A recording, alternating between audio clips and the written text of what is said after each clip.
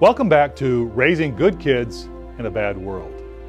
In the last segment, I talked about the importance of maintaining that parent orientation with our children, not abdicating our role as the most influential presence in their lives during their childhood. This takes time. This takes sacrifice on our part to be a force in their education, their daily life, not just handing them over to others to condition them, defining what is decent and normal. Without realizing it, we can be putting our children under the influence of caregivers, friends, social media, entertainment, and even teachers who are ambivalent toward God, and our children will reflect that influence. On the other hand, if we can remain the most influential presence in their lives during their childhood, we will give them a head start on the road to becoming good kids and good adults. Last time, I challenged you to think about the importance of training both the hand and the heart of our kids. If we ignore the task of teaching our kids what is right and wrong, good and bad, we're abandoning them to the shifting sands of modern-day morality. Instead of giving them a sure foundation, we're setting them up for moral confusion. And as we rehearse the actions of sharing, of respectful obedience, or speaking truthfully, we're actually laying the groundwork for a heart that cares, a heart that loves, and a heart that honors other people. I also showed you how this training of both the hand and the heart has practical value in developing a sharp and knowing mind. I use the example of how giving our children clear instructions about what to do and not do develops the moral skill of self-control, which in turn helps them to learn and understand intellectually. They can sit still and listen to a teacher because they've learned the moral skill of self-control. They get along better with other children because self-control is a requirement for good social skills. In Psalm 119, verse 98, David declared that God had made him wiser than his enemies and wiser than his teachers because he learned the ways of God. He wrote, "You, through your commandments, make me wiser than my enemies, for they are ever with me. I have more understanding than all my teachers, for your testimonies are my meditation. I understand more than the ancients, because I keep your precepts." If our children can learn to keep God's precepts with their hand and heart, they will be well on the path to true success in life. In this segment, I'd like to sharpen the focus and be a little more specific on the how-to of this moral training for our children, teaching the do's as well as the don'ts. One of the most painful experiences a parent can endure is watching a frazzled mother trying to deal with a 3-year-old in a grocery store checkout line. I'm almost convinced that store management intentionally places all the candy within reach of 3-year-olds. And watching that frazzled mother say, "Stop touching that, put that down, stop grabbing that," as the child touches every candy bar in the rack makes me cringe for her. Sure, it's awkward for me as the person trying to wait patiently to check out, but it's also painful because I've been there. Sometimes we can feel like all we say is, "Stop that, don't do that, put that down, don't hit your sister, don't eat that crayon, stop pulling the cat's tail." You probably feel my pain. And there are times when our greatest wish for our little kids is just that they would stop doing things they aren't supposed to do, even if that means doing nothing. But the reality is this: our true goal is not just to raise kids who don't do bad things. Can we say that we're a successful parent if we raise children who don't steal, don't cheat, don't lie? In other words, they don't do really bad things because we've corrected those things out of them. It's important that we remember what God desires of us. You see, when Christ summarized the purpose of the do's and don'ts in His law, He said this. He said, "You shall love the Lord your God with all your heart, with all your soul, and with all your mind. This is the first and great commandment. And the second is like it, you shall love your neighbor as yourself." In other words, God wants us to learn more than just not doing wrong. His desire for us is to cultivate a love of God and love of neighbor, an outgoing concern. This is the path to which Proverbs 22 verse 6 refers. King Solomon said, "Train up a child in the way that he should go," what they should do, not just what they should not do. So as we teach our son not to take away his sister's toy, we also should teach him to share his toy. As we teach our little Johnny not to hit the neighbor boy Billy when they're playing in the sandbox, we also should be teaching Johnny to help his friend Billy up when he falls and hurts himself. It's just as important for us to teach how to help as it is for us to teach not to harm. By teaching our children to help others, we're instilling an even more powerful moral principle. Let me explain what I mean. A child's world is very small. He's not generally thinking about next year, next month, or maybe even tomorrow. He's thinking about today, right now. Children can be oblivious to how they impact others around them.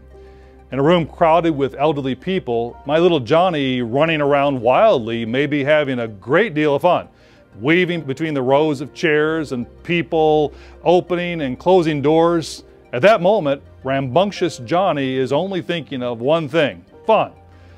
But here's where we come in as Johnny's parent. See, this is the time to stop our conversation, to pull our rambunctious Johnny to the side, and to widen his arc of concern. In other words, while running in general is not a bad thing, in this situation, it's not right. Why? Because he could easily run into one of the people in the room, especially one of the elderly people. And even if he hasn't hurt anyone yet, he is making Mrs. Smith and Mr. Jones very nervous because of what might happen. In other words, his actions matter. His actions have an impact on others. He may not be doing something bad, but he is not showing proper concern for others in this situation. If I ignore the situation and say, kids will be kids, I'm missing a golden opportunity to teach that fundamental moral lesson. And in fact, my lack of action has taught my child that his impact doesn't matter. This lesson is not too complicated for children to learn, but it does take effort on our part to teach this principle. And this is what Paul was writing about in Philippians chapter 2. He wrote, "Therefore, if there is any consolation in Christ, if any comfort of love, if any fellowship of the Spirit, if any affection and mercy, fulfill my joy by being like-minded, having the same love, being of one accord, of one mind. Let nothing be done through selfish ambition or conceit, but in lowliness of mind, let each esteem others better than himself. Let each of you look out not only for his own interests, but also for the interests of others." This is the mindset that we're supposed to learn. And this is the mindset that our children can learn. First, we teach them to help others. And as we do, we're training them to widen their arc of concern, to think of others. And thinking of others is a matter of the heart. This is exactly what Christ was teaching his disciples as we read in John chapter 13. He said, "A new commandment I give to you, that you love one another. As I have loved you, that you also love one another. By this all will know that you are my disciples, if you have love for one another." But here's the problem. Sometimes in the daily work of trying to train their heart, we are our own worst enemy. For many of us, though we may have high aspirations for our children's moral development, in the real-life world of daily stresses and challenges, our child-rearing approach is not based on the priority of teaching them to think morally. Instead, it's based on what will make my children happy. Let's talk about the keep the children happy approach. What does that mean in practice? It starts from a very early age. Perhaps it's the dinner time challenge. Every time little Johnny doesn't like what's on his plate, he makes a big fuss. What's a parent to do? Well, doing what is best and continuing to work with Johnny to eat good, nutritious food can be hard and frustrating. So dad or mom discovers that Johnny likes chicken nuggets. It's magic. If Johnny gets his chicken nuggets at every meal, he's happy. So mom and dad oblige. But what has little Johnny learned? He's learned that his happiness is the priority. And dad and mom have demoted what is best to what will make Johnny happy. Or mommy takes little Jenny to the playground. While there, mommy strikes up a conversation with another mommy and they're chatting away. As they're talking, Jenny runs up and demands Mommy's attention. She interrupts the conversation enthusiastically and she shouts, "Mommy, Mommy, watch me on the slide." Now we have a scenario that is set up to either teach a child self-control or to reinforce the concept in the child's mind that what is most important is their happiness. You wouldn't think such a simple, everyday occasion would be the time for a moral lesson, but it is. If Mommy is able to look at Jenny and say, "Jenny, wait one moment, we're talking," and teach her to wait a moment before she gets the attention she demands, Mom has taken a small step in moral training. She's helped little Jenny to develop just a little bit of self-control and patience and a proper sense of her own importance. But if Mom immediately, time after time, allows Jenny to demand her instant attention no matter what the circumstance, she's taught Jenny that her happiness comes first over being polite or respectful to others. In other words, what I want is more important than loving my neighbor. Now, this doesn't mean she's a bad mommy, and she may be correcting Jenny many times over the course of the day in other situations. But her training is relative. Her demands are not consistent. They depend on the situation. In terms of her parenting, she's actually working against herself. At that moment, she is communicating that what is most important is not what is right or wrong. Rather, it's what causes the most personal good feeling for both her and Jenny with the least amount of pain. Or you could call it the hassle factor. She's placing the least amount of hassle over what is really morally best for Jenny. So to review, we focused on the importance of teaching our children the do as well as the don't, to focus their thoughts on helping others instead of placing demands on others. And as we do, we begin to simultaneously teach them that they count. They have an impact on others. They're responsible for their actions and the impacts of their actions on others. And finally, I've highlighted how important it is to be consistent in our interactions with our children. There's one more issue I'd like to address before we conclude this section, and that is the why question. If there's one thing that can be said about children, it's that they are curious. Why do I have to brush my teeth? Why do I have to eat my peas and carrots? Why do I have to go to bed? Sometimes their questions can drive us crazy. But if we're wise, we can use their curiosity to their benefit and ours. This is, by the way, how God works with us. He consistently tells us the why. Here's an example. Trust in the Lord with all your heart and lean not on your own understanding. In all your ways acknowledge Him. That's from Proverbs chapter 3, verses 5 and 6. So first we're told what to do. But that's not where God stops. The proverb continues, "And He shall direct your paths," we read in verse 6. So God teaches us by giving the why, and we should not do anything different as we teach our children. God connects the action He's asking of us with the principle that's behind it.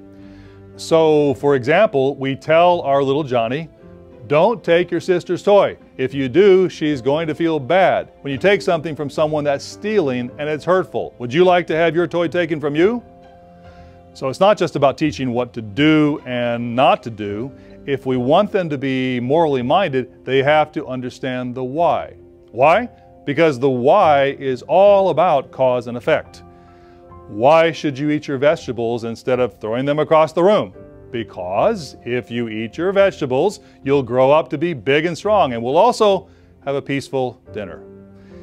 As children understand cause and effect, they learn moral principles that can guide future actions and decisions. Let me use another example. You invite me and my wife to join you and your family for a meal at a local restaurant. As we're seated, the waitress looks with trepidation at your 5 children, and you can read her mind. She's thinking, these kids are going to be trouble. But as the evening goes on, the waitress's nervousness evaporates. The adults talk for a few moments. Then I ask your kids about their homework, what sports they like to play, and then the talk turns back to conversation among the adults. Throughout the meal, your children listen, talk, and eat. The only interruption comes when your young daughter announces that she has to go to the bathroom. Everyone chuckles and your wife whisks her away for a few minutes. Finally, as the waitress places the check on the table, she turns to you and says, "I just have to tell you, you have really well-behaved children. It was a joy to serve you tonight. Why is it that your children behave so politely when most of the children who come here are terrors?"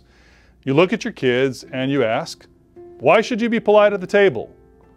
One of them pipes up and says, "If you eat your vegetables instead of throwing them, you'll grow up to be big and strong and we'll also have a peaceful dinner." In other words, the why at home is also the why at a restaurant. And concern that everyone else around the home table has a peaceful meal is easily translated into concern that everyone around them in the restaurant has a peaceful meal. If our children learn the why, then they can begin to govern their lives by principles: courtesy, self-control, kindness. And they've also learned to be concerned about others. Their arc of concern has broadened to include their brothers and sisters and parents, and even strangers who they don't know in a restaurant. If children don't learn the why and they're just doing what they are told to do, they're like moral robots, performing in a specific way, under specific circumstances, but without the ability to know what to do if the situation changes. Raising good kids takes work. It takes patience, years of patience. But it's not just a matter of having the patience to put up with them, waiting them out until they finally leave. Raising good kids takes the ability to teach them to do right things for the right reasons, with a growing sense of accountability to other people, learning that they count for good. In our last segment, I'll talk more about some practical principles for raising good kids in a bad world.